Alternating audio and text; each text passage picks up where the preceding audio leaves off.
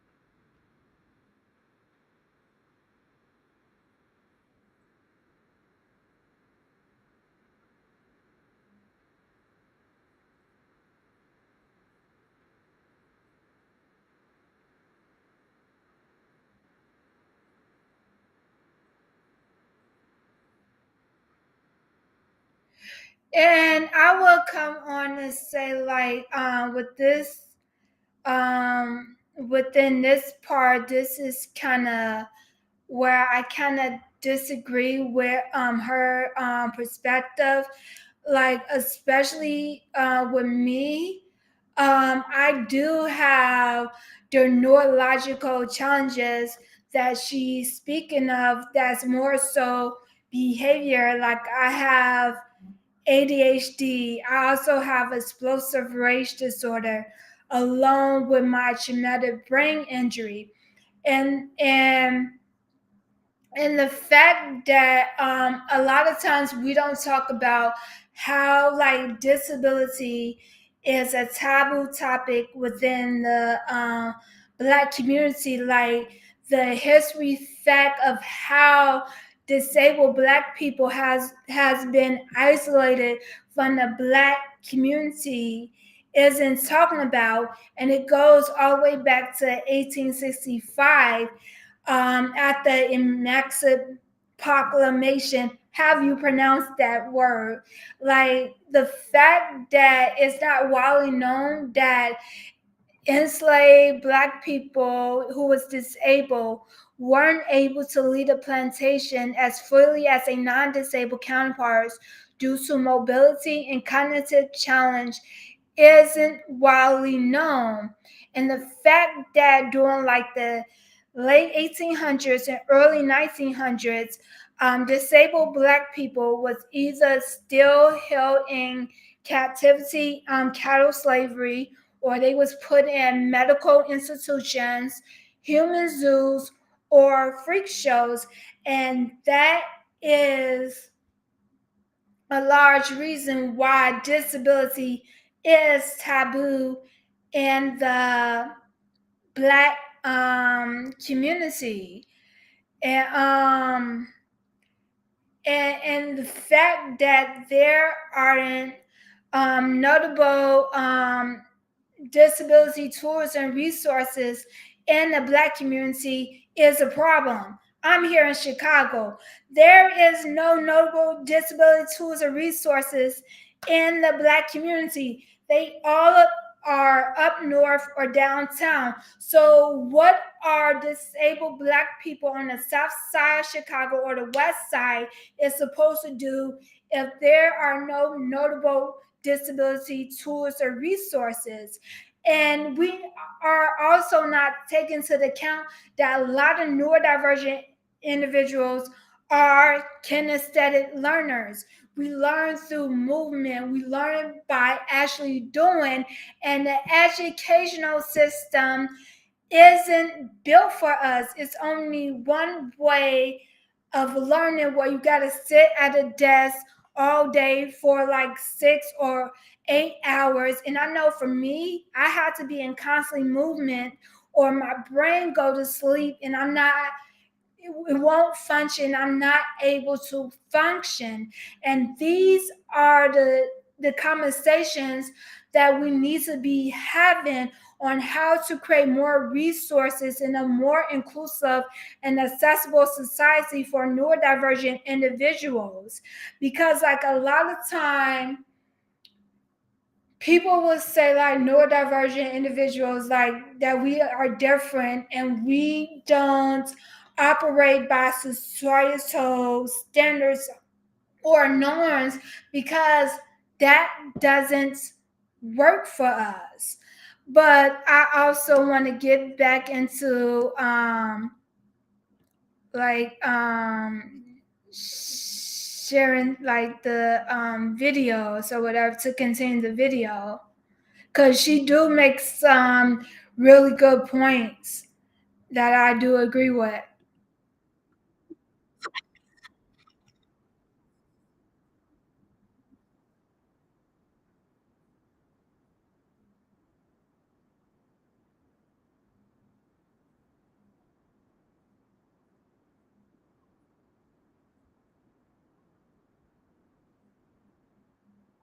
And I will also add like it's not that we use like disability as an excuse for our behavior, because this is one reason why I'm mad so much, because it felt like I wasn't included in society and people didn't understand me.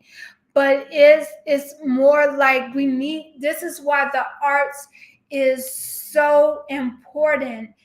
And it's like the different ways of how to express ourselves, because the educational system is rigid and standard, and it only fits one learning style, where people learn in different types of ways, and it isn't conducive for kinesthetic learners, which a lot of neurodivergent individuals are. But I will agree with her, like having, like, sometimes people who have like disabilities, behavior disability, and they don't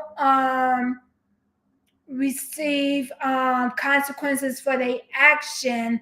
Like, because I there's countless stories of like young black dudes that I knew that have ADHD, that are now currently in prison because they didn't have that structure. And one person that I'm thinking about right now, he robbed a bank, and that's why he's in prison right now. So I will agree with what she's saying, that there needs to be consequences, instruction needs to be embedded for neurodivergent individuals when they're coming up and creating that structure for them. So I will agree with her on that point.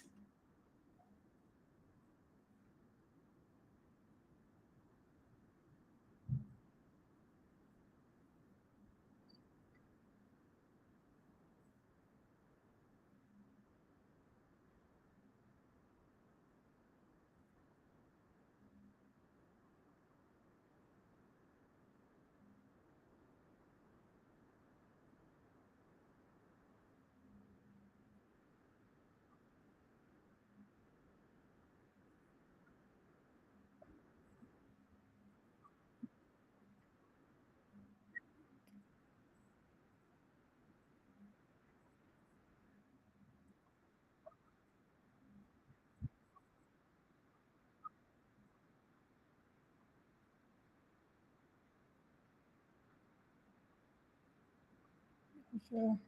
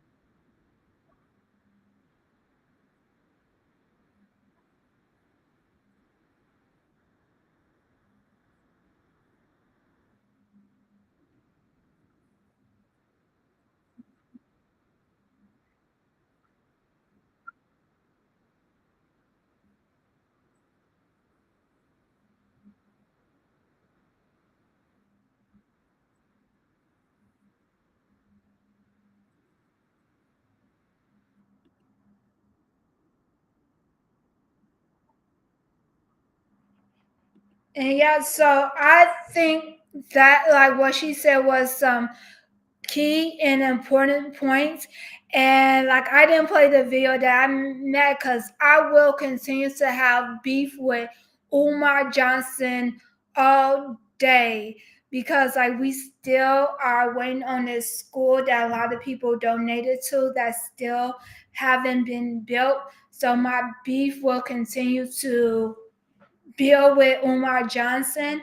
And I just think like, because like some of the things that like she said, of how to like, we need to tell like the youth like, oh, yeah, you can't do this because you would end up in that situation. And which I think like a lot of like neurodivergent individuals, we do need structure, but it needs to be in a balanced and conducive way. Because like with my experience growing up, I know my mom did the best she could, but there was other situations where I felt defeated and I had to do everything on my own, which resulted with me masking. And the fact that I felt like there was no tools or resources to help me, I there was like over 100 times that I was in the emergency room because it felt like my brain was going to explode outside my head, and these doctors doing all types of MRI and CAT scans, and then they were saying like, "Oh, we didn't find nothing. You free to go home." And she probably faking, and it's like, what's like, are you serious right now? And it's like if the doctors can't help me, if the educational system can't help me, and my mom doing the best she can, what am I to do? So like I learned like the hard way. I have stories that put me in situations, because what the video the lady was talking about in jail, because that was almost me, because I almost got kicked out of the art institute twice because of my behavior problems. But if my mom didn't do the amazing job that she did with making sure that I had an IEP, I had a neurological psych eval, and that was the one thing that prevented me from getting kicked out and being placed in prison. So like that's like one thing why I would continue to have beef with like Umar Johnson, because like the rhetoric that he's spilling is very harmful to the black community, because it's like, because we need to, because like my mom, she worked with, like she specialized in working with little kids from like babies all the way to 5 years old, that have like these different types of neurological challenges. And she used to work at the Kara Robinson Center for Learning.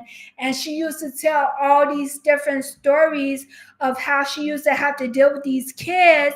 And she used to try to talk to these parents about getting their kids screened to make sure they get the necessary tools and resources that they need to help them be more successful in life. But the parents don't want them to get the resources because they have this fear of their child being labeled.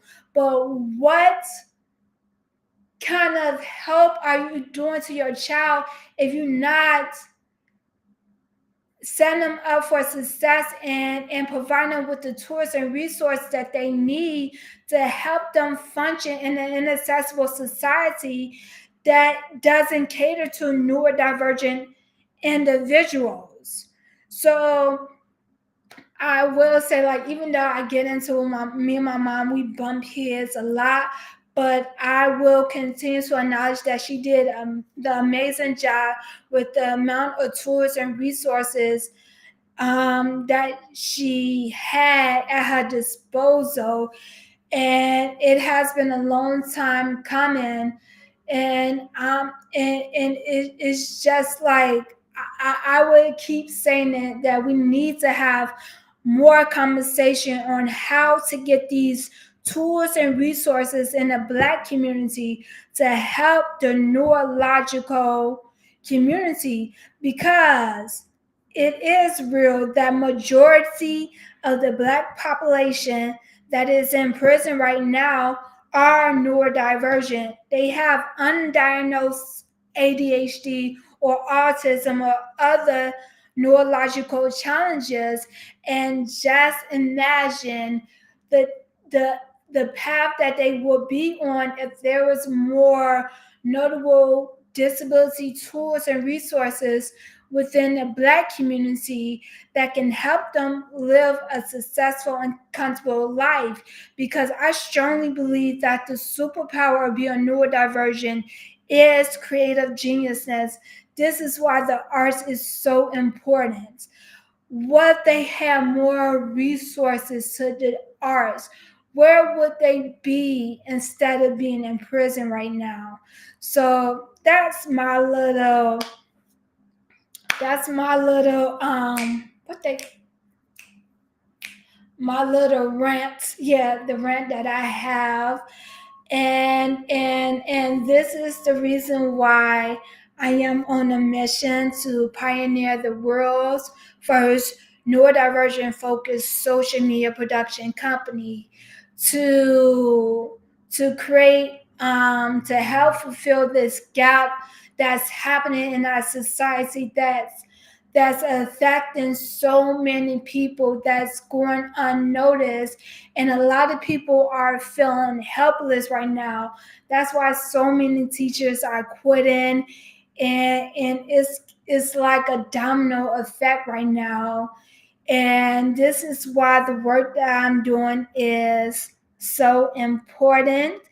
And also, if you want to join me on this mission, you can become a member of my Patreon channel that I am currently using as a beta stage for the neurodivergent focused social media platform that I'm building. Yeah, that's all I have for you, beautiful souls, today. And remember to be kind and gentle to yourself. And yes, in that order.